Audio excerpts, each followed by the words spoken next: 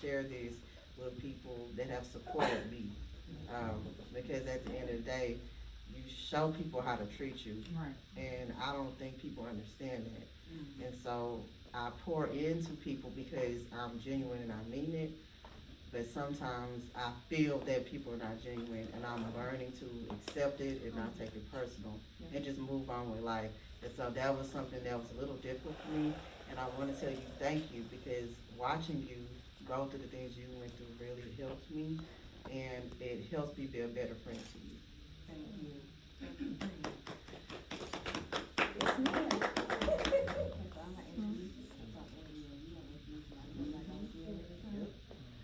Okay, hi guys.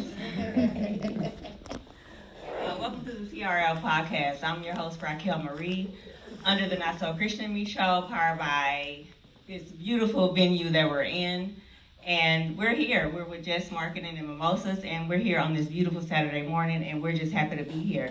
Today we are celebrating her. This is your third time doing Jess Marketing and Mimosas. Originally, this is a familiar face on the TRL podcast. She has been here before. She came the first time. Like I told you guys before, it was a win, where, why when I first started the podcast. And she was one of the first few people on my show. And we grew up together. We didn't grow up together as close friends, but we went to school together in elementary. And we were part of the quote-unquote magnet program. Yes. Okay, so if you know what that means, back in the day, we were kind of the prestigious children, if that's what you want to call it. But years later, we re-linked up, got on Facebook, Instagram, and like I said, I sent the script to her, and she was like, come on, let's go. So we have these beautiful, beautiful, beautiful fragrances, skincare, hair care line that she has produced, and she has all these different things that we want to talk about today, because hey, we selling this stuff, and we gonna get our hair together, our skin together, and we gonna do it, y'all.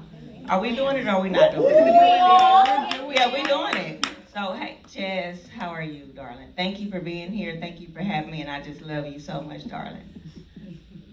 I am fine. I'm good. I am blessed. A lot of people say that we don't say that enough, and I do my best to make sure that people know that I put God first in everything I do. I'm not somebody that I feel like, well, I would say I'm not a super Christian, I always say that, but I feel like I do the best that I can where I can, and when I understand that I'm making mistakes, I do my very best to make those improvements. And even with my kids, I tell them, hey man, I'm just trying to figure this out, just like y'all watching me, I'm watching y'all, and I learn from y'all every day. So when I'm teaching, when I'm parenting, I try to utilize those times the best I can, and make sure that I'm pouring into them so they can understand the importance of being an entrepreneur, but as well as sometimes you do have to work for somebody else to get where you're trying to get to first, and understanding that you work there and they don't own you, and you do what you need to get in, get out. Is what I tell them. Get in, get out.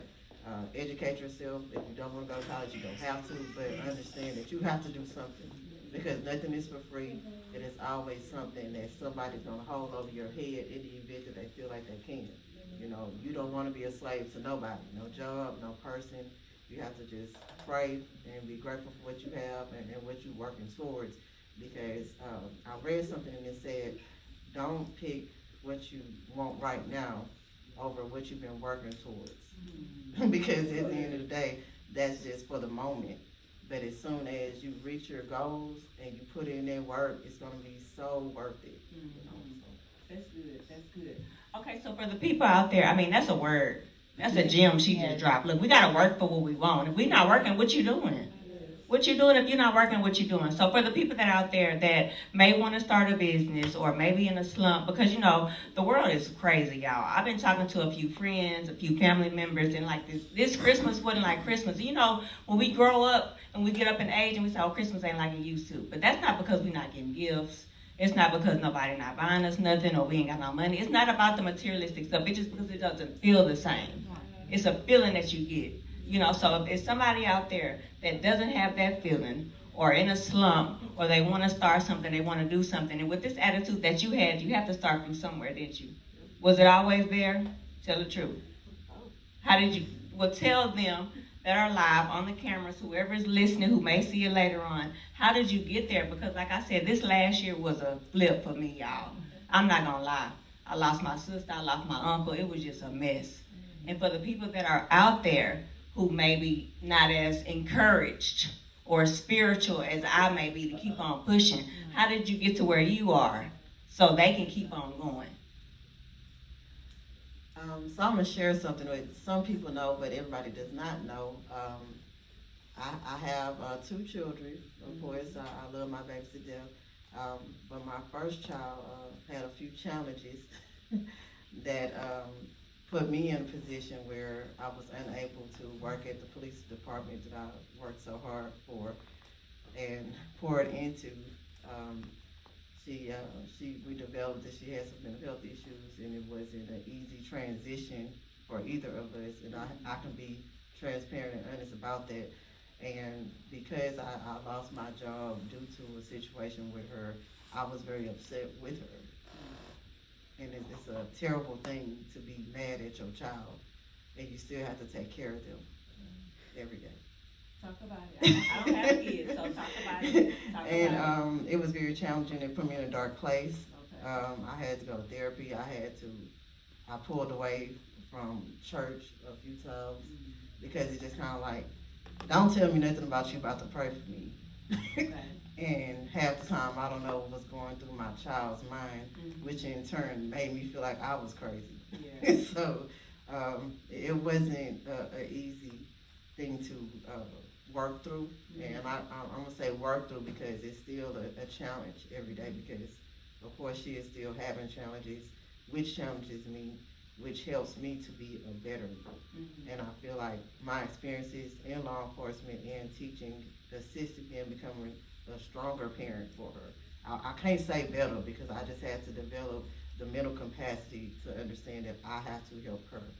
That is ultimately what I have to do, and I can't help her if I'm not okay. Okay. And That's good. when I was unable to work at the place that I was used to working at all those years, and I say used to because I kept saying, okay, when I get my master's, I'm gonna quit, you know. But at the time, I was taking a class or two at a time, so you know, I'm not really gonna finish this year at that point, you know, at that moment. And I was doing my business, pushing my product, so you know, I was making a little money because I was still working at EJ's. If everybody knows about law enforcement, I was out there like a whole drug dealer day and night because you know it was easy. Yeah. I'm just sitting in the corner chilling, and I'll get $300-400. I'm making it was a good time, guys. I'm not gonna lie, but I was unable to spend time with them, so I missed all of those signs that I knew about, I studied about, because I was a mental health police officer, so I knew to know if something was happening, or not every single thing, but I should have been able to tell that she needed more assistance and more time with me. Well, you know what? It comes with acknowledgement. When you can acknowledge a problem, then it makes it easier to target it in the butt. You know what I'm saying? Because Jess could be sitting up here saying, you know what, I'm fine, we're fine. You know, we having issues, but we just like anybody else. But when you acknowledge that issue that you have, that's when the treatment comes in. That's when the healing comes into play. So that's what I do respect about you, because she's always so vulnerable. Never has a wall up. You know what I'm saying? Like I said, we went to the same school together, but we wasn't in the same clique. We were just black girls in this prestigious school that we got selected. They said hand-picked back in the day, as you want to call it. Tell the truth, shame the devil, we were hand-picked. I got a note at the school on the other side of town saying, hey, we want her to come over here. So, but the point is, she's always so vulnerable, and that's what I love about you. You're always so vulnerable, and that's what I do on my show. Like, we're here to help other people. That's why it's called the TRL, Talking Real Life. We don't sugarcoat nothing. We're here to help people and uplift, encourage people on this show. And that's what I love about her. That's why I try to come, at least to everything that she has, because she's always about positivity and uplifting people. She wants your hair to look good, your skin to look good, baby, your nails to look good. Hey, we uplifting people. When you look better, you feel better. And that's what I love about her. And it comes, and when she said, oh, mental health, oh, girl, look. I'm a black woman growing up in America. I need it. Can you tell me anything? And that's what I love about you. So, another question for you, like we had earlier, what made you get into the hair, skin, and nails? Because before on the